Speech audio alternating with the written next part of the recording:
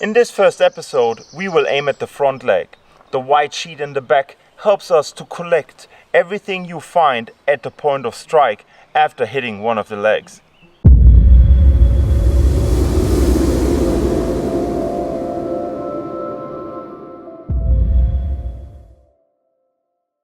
Hello my friends, my name's Steffen Foullon. Welcome to the Norma Academy. I'm proud to present the first episode of the second season, the short strike analysis, and this time we will shoot at the wild boar. In this season you will learn how to determine where your bullet hit at the aftermath of the point of strike, of the fragments, the bone fragments, the type of hair, the type of fur you will find after you took a shot on a wild boar and the wild boar maybe doesn't drop on the spot. We also talk about how a certain sound of your bullet hit helps you to determine where your bullet actually landed. We also talk about how an animal reacts. Every animal reacts very specific on where a bullet landed. This and much more you will learn in the second season of Short Strike Analysis here on the Norma Academy. In this first episode, we will aim at the front leg.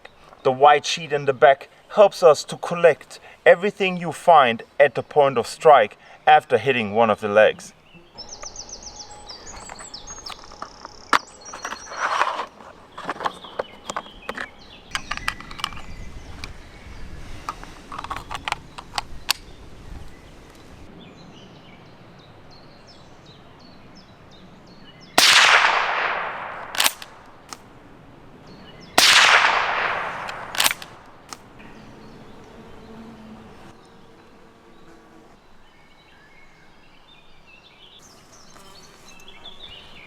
We hit the front leg of the wild boar.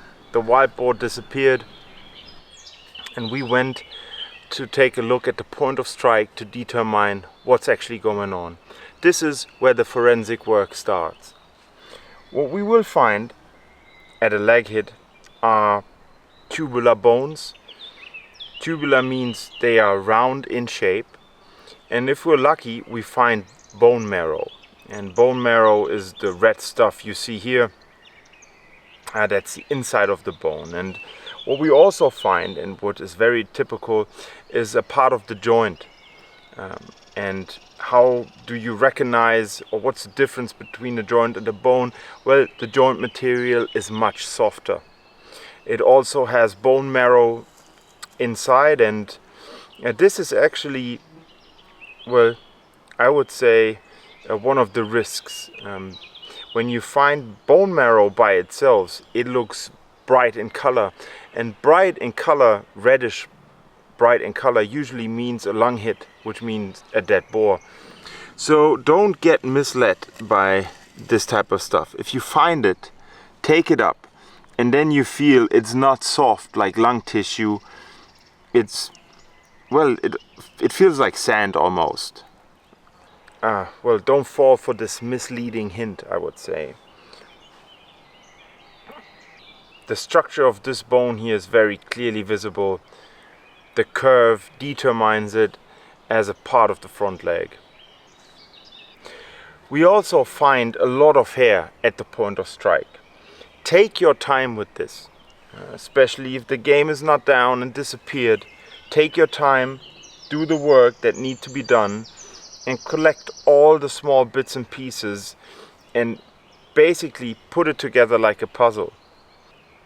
Especially on hot summer days, don't underestimate the amount of debris or blood and tissue that is taken away from flies. We're in spring while we're filming this, and we already have a certain amount of flies here. This is a factor also to consider. Well, we found the point of strike that determines, due to the tubular shaped bones, we have a leg hit. But there are scenarios where you do not find the point of strike. There are certain indicators that also help you to determine where your bullet was sitting. First of all, it's the sound. If you hit the bone, so straight bone, just the front leg, it's more of a high-pitched sound the bullet makes, especially compared to a lung hit that more sounds like you're hitting on a drum. The open cavity resonates, which gives a hollow and very distinctive sound. But if you only hit the bone of the front leg, it's more of a high-pitched sound. The farther your bore was away, the more clearer this gets.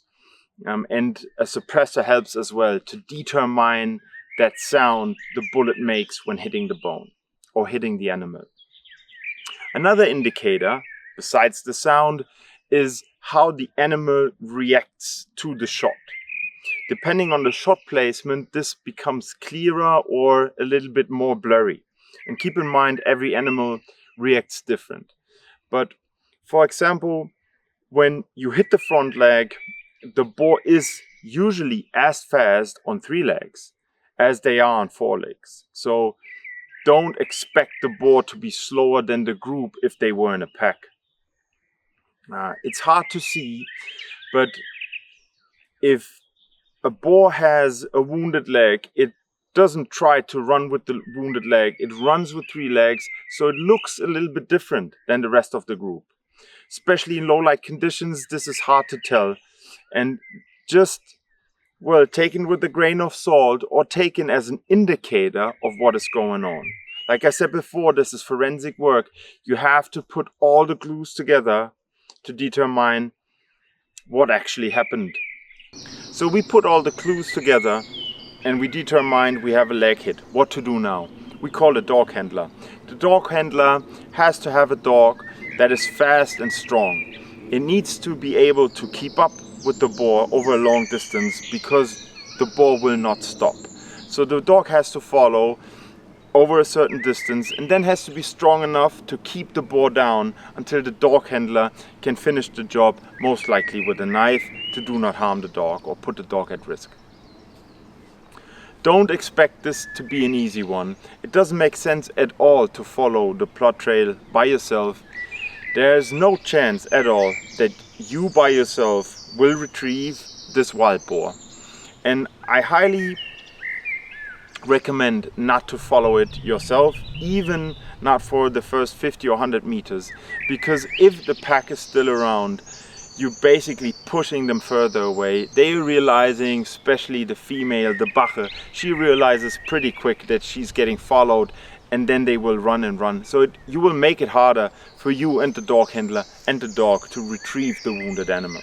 I also would like to talk about a very common mistake or common mistakes that happen among hunters that are the cause for a leg hit.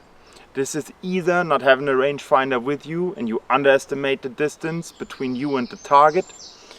Your bullet drops after a certain distance and you were dead on the shoulder, but the bullet dropped and then only hit the front leg.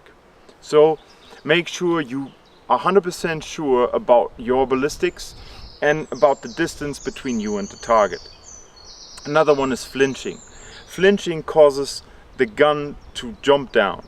This is common among, I would say, the whole hunting and shooting community. This is something you actively have to work on. Stop anticipating the shot. Make sure you get surprised by the shot.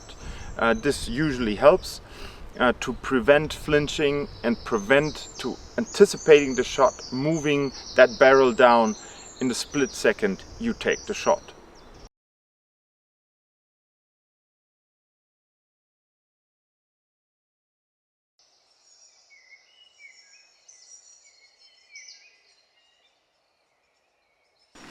And one last thing I would like to mention is that the wild boar we use in this shot strike seminar has a very tragic story behind it. We found it on my hunting ground, starved to death, because it had a zip tie around the snout. It's very important that you take everything with you out of the woods. Leave nothing but footprints. Thank you. And that's it, guys. That was our first episode of the new shot strike analysis, shooting at a wild boar. Next episode we will cause a high spine hit, and this will cause a very distinctive reaction of the wild boar. Stay tuned for more, stay safe and keep on hunting.